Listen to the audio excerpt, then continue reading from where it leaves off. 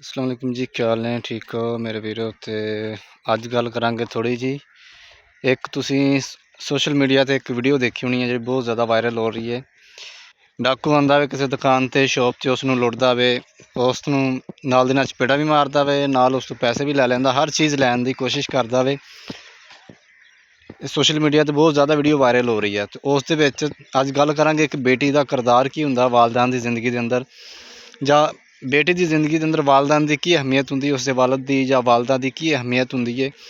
इस ते थोड़ी जी गल करांगे कि असी बेटियां नूं अजकल जी माशरे के अंदर हिस्सा बेटी नूं देना पै जाए तां रौला पै जांदा वे, कोई चीज़ देनी पै जाए, बेटी कोई शै मंग ले तां रौला पै जांदा वे। लेकिन वही बेटी का किरदार की सी उस वीडियो के अंदर, तुसीं सोशल मीडिया ते मैं इत्थे ते वीडियो नहीं ला सकदा, तुहानूं पता फिर कापीराइट का क्लेम आ जांदा वे।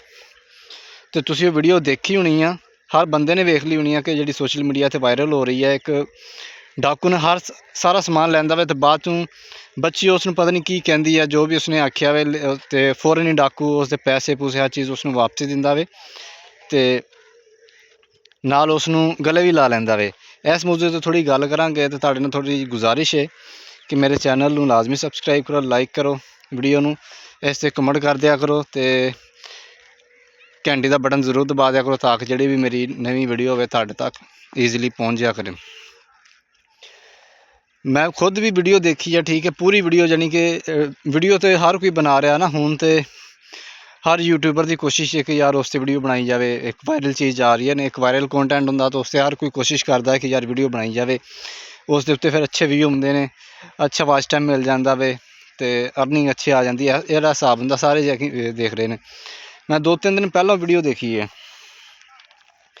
एक डाकू होंदा दुकान से, ठीक है, उस तों नकदी लैंदा वे, कुछ आप कढ़ के दे दिंदा, बाकी कहता भी थल्लों कढ़ के दे, नाल दी नाल उहदे चपेड़ा भी मारी जांदा वे, ठीक है, 3-4 उहदे चपेड़ा भी मारदा वे।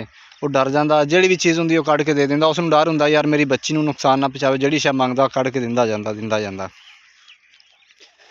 और रिकार्डिंग सामने है, लेकिन वो आडियो नहीं, यानी कि वो आवाज़ वूज़ तो नहीं आ रही, लेकिन उदा वाज़े तौर पर देखा भी जा सकता है।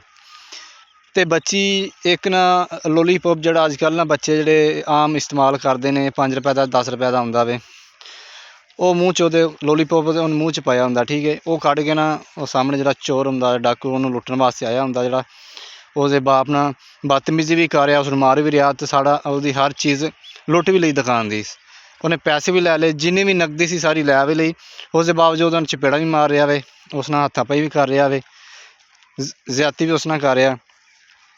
लोलीपॉप लैंदी है कि वो डाकू नूं उहदे हत्थ अगे कर दिंदी कि ऐ लै ला। हुण पता नहीं कि यार उस गुड़िया ने, उस बच्ची ने उस डाकू नूं की आख्या होएगा कि उस एक लोलीपॉप की वजह तों डाकू जिहड़ा वे, तुहानूं पता जो चोर जां डाकू हुंदा अपने आप नूं मार के अगे जांदा वे, ते अगले दी जिंदगी भी उस लई कोई अहमियत दी हामल नहीं हुंदी। अगला बंदा कोई भी गल करे, तुहानूं पता अगले कढ के सीधी गोली मार दिंदे ने, अगले नूं हलाक करन लगा मिंट नहीं लांदे, कि उन्हां सिर्फ अपने पैसे नाल वास्ता हुंदा है कि मैं जिहड़ी चीज़ लैण वास्ते आया मैं लेके जानी। लेकिन देखो कि बच्ची दे उन बच्ची ने किहड़े अल्फाज मूँह चों कड्ढे कि उस दे उत्ते इतना उसने असर किया वे डाकू दे, कि उससे फौरन ही उसने हर चीज़ उसकी वापसी की है। बच्ची का मत्था चुमिया वे, उन्होंने बोसा दिता वे, गल नाल लाया वे, रोन लग गया, खुद भी रोन लग गया, ठीक है। तो बच्चियां ये चीज़ होंदियां ने, सब तो वध के जड़ियाँ अपने वालदैन लई मरदियां ने, वो बच्चियां होंदियां ने, बच्चे नहीं होंदे। मैं खुद भी लड़का वां ना, सानूं भी घरां दा पता वे कि घर दे विच बेटी अपने वालदैन दा कितना करदी और बेटा अपने वालदैन दा की करदा वे, ठीक है। बेटा पहला माड़ा मोटा कर भी लेगा, तो कदों शादी होंदी है बिल्कुल ही बेगाना हो जाता, ठीक है। उसनूं सिर्फ अपनी बीवी के हकूक नज़र आते हैं, उसनूं अपने वालद दे, वालदा दे, भैन भाई, उन्होंने कोई शै नज़र ही नहीं आती सिवाए अपनी बीवी दे। उन्हें कहना कि मेरी बीवी सब कुछ है, मेरी बीवी क्यों करे, मेरी बीवी इंज है, मेरी बीवी इंज है। लेकिन जी बेटी होएगी ना, शादी होने तो बाद भी अगले घर भी चली जाती है, लेकिन उसनूं फिक्र पिछे की होंदी है, यार मेरे वालदैन मेरे घर ने ना, वो तुहाडे तों जमीन मंगदी है ना कोई होर शै मंगदी है, फिर भी उसके बावजूद भी सब तो ज़्यादा जो कदर करती है वालदैन दा बेटी करती है, ना कि बेटा, ठीक है। लेकिन असी जिहड़ा बेटी नूं हक देण दी वारी आउंदी है, बेशक कुरान दे अंदर भी सूरत बकरा दे अंदर बेटी दा, वालद दा, बेटे दा, हर किसी दा हक जिहड़ा भी बयान किया गया सूरत बकरा के अंदर। उसके बावजूद असीं की करते हैं, अगर बेटी नूं जमीन का हिस्सा देना पै जाए, जां कोई शै देनी पै जाए ना उसदे हक दी, ਤੇ ਅਸੀਂ ਉਹਨੂੰ ਪਤਾ ਨਹੀਂ ਕੀ ਗਿਣ ਜਾਂਦੇ ਹਾਂ ਯਾਰ ਕਿ ਇਹ ਇਸ ਤਰ੍ਹਾਂ ਇਹ ਹੋ ਗਿਆ, ਇਹ ਹਿੱਸਾ ਲੈਣ ਲੱਗ ਗਈ, ਇਹ ਉਹ। ਲੇਕਿਨ ਉਹਨਾਂ ਬੇਟੀਆਂ ਦੀ ਸੋਚ ਚੈੱਕ ਕਰੋ ਆਪਣੇ ਵਾਲਦਾਨ ਦੇ ਬਾਰੇ, ਕਿ ਆਪਣੀ ਬੇਟੀਆਂ ਜਿਹੜੀਆਂ ਆਪਣੇ ਵਾਲਦਾਨ ਦੇ ਬਾਰੇ ਬੇਟੀਆਂ ਕੀ ਸੋਚਦੀਆਂ ਨੇ।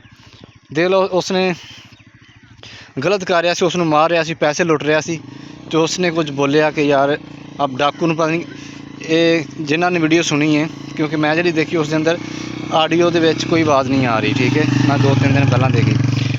ਉਸਨੇ ਇਹ ਕਿਹਾ ਕਿ ਡਾਕੂ ਅੰਕਲ ਹੈ ਮੇਰਾ ਲੋਲੀਪੋਪ ਲੈ ਲਓ, ਤੇ ਮੇਰੇ ਵਾਲਦ ਨੂੰ ਨਾ ਮਾਰੋ, ਯਾਨੀ ਕਿ ਮੇਰੇ ਪਾਪਾ ਨੂੰ ਨਾ ਮਾਰੋ, ਠੀਕ ਹੈ। ਤੇ ਇਹ ਅਲਫਾਜ਼ ਡਾਕੂ ਦੇ ਇਤਨਾ ਯਾਰ ਉਸਨੇ ਅਸਰ ਕੀਤਾ ਹੋਇਆ ਕਿ ਉਸਨੇ ਉਸੇ ਵੇਲੇ ਹੀ ਆਪਣੀ ਜਿਹੜੀ ਵੀ ਚੀਜ਼ ਉਸਨੇ ਉਸ ਤੋਂ ਲੁੱਟੀ ਸੀ ਉਹਨੂੰ ਵਾਪਸੀ ਦਿੱਤੀ ਹੈ, ਠੀਕ ਹੈ। ਬੱਚੀ ਨੂੰ ਗਲੇ ਲਾਇਆ ਵੇ, ਮੱਥਾ ਚੁੰਮਿਆ, ਉਹਨੂੰ ਬੋਸਾ ਦਿੱਤਾ, ਇਤਨਾ ਉਸ 'ਤੇ ਅਸਰਅੰਦਾਜ਼ ਹੋਈ ਇਹ ਚੀਜ਼। ਸੋਚਣ ਵਾਲੀ ਤਾਂ ਹੈ ਨਾ ਗੱਲ, ਕਿ ਬੇਟੀਆਂ ਕਿਤਨੀ ਕਿਉਂਕਿ ਰੱਬ ਫਰਮਾ ਰਿਹਾ, ਮੇਰੇ ਨਬੀ ਨੇ ਫਰਮਾਇਆ ਕਿ ਯਾਰ ਬੇਟੀ ਅੱਲਾ ਦੀ ਰਹਿਮਤ ਹੈ।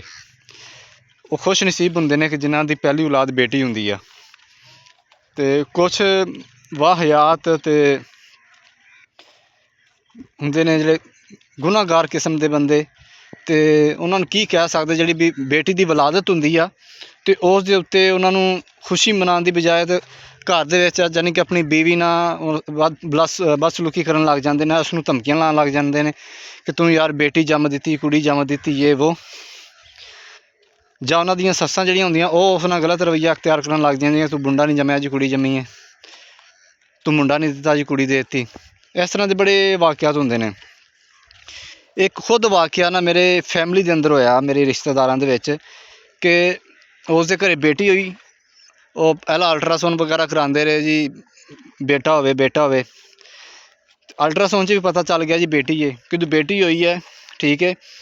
ਉਸ ਨੇ ਆਪਣੀ ਬੇਟੀ ਨੂੰ ਹੱਥ ਤੱਕ ਨਹੀਂ ਲਾਇਆ, ਉਸ ਨੂੰ ਦੇਖਿਆ ਤੱਕ ਨਹੀਂ, ਉਹਦੇ ਨਜ਼ਦੀਕ ਤੱਕ ਨਹੀਂ ਗਿਆ। ਹਾਲਾਂਕਿ ਉਸਦਾ ਜਿਹੜਾ ਸੁਸਰ ਸੀ, ਬੇਟੀ ਦਾ ਨਾਨਾ ਲੱਗਦਾ ਸੀ ਅਤੇ ਉਹਦਾ ਸੁਸਰ, ਉਸ ਨੇ ਵੀ ਆਪਣੇ ਹੱਥਾਂ ਨਾਲ ਚੱਕ ਕੇ ਉਹਦੀ ਝੋਲੀ 'ਚ ਰੱਖੀ, ਅਤੇ ਉਹਨੇ ਫਿਰ ਵੀ ਉਸਨੇ ਨਹੀਂ ਪਕੜੀ, ਨਹੀਂ ਮੈਨੂੰ, ਮੈਂ ਨਹੀਂ ਇਹਨੂੰ ਹੱਥ ਲਾਉਣਾ, ਮੈਨੂੰ ਬੜੀ ਇਸ ਤੋਂ ਨਾ, ਯਾਨੀ ਕਿ ਮੈਨੂੰ ਬੜੀ ਐਲਰਜੀ ਹੈ, ਇਹ ਕੁਲਾ ਜਾਂ ਮਾਸ ਹੈ, ਇਹ ਹੈ ਉਹ, ਮੈਨੂੰ ਬੜੀ ਇਸ ਤੋਂ ਐਲਰਜੀ ਹੈ। ਵਿੱਚੋਂ ਗੱਲ ਕੀ ਸੀ ਜੀ, ਬੇਟਾ ਨਹੀਂ ਹੋਇਆ ਜੀ ਬੇਟੀ ਹੋ ਗਈ, ਇਹ ਰੌਲਾ ਹੈ। ਲੇਕਿਨ ਉਹੀ ਬੇਟੀਆਂ ਦੀ ਸੋਚ ਆਪਣੇ ਵਾਲਦਾਨ ਦੇ ਬਾਰੇ ਕਿ ਚੈੱਕ ਕਰੋ ਕਿ ਯਾਰ ਉਹ ਆਪਣੇ ਵਾਲਦਾਨ ਦੇ ਬਾਰੇ ਕਿਸ ਹੱਦ ਤੱਕ ਜਾਂਦੀਆਂ ਨੇ, ਆਪਣੀ ਜਾਨ ਦੀ ਪਰਵਾਹ ਨਹੀਂ ਕਰਦੀਆਂ, ਠੀਕ ਹੈ।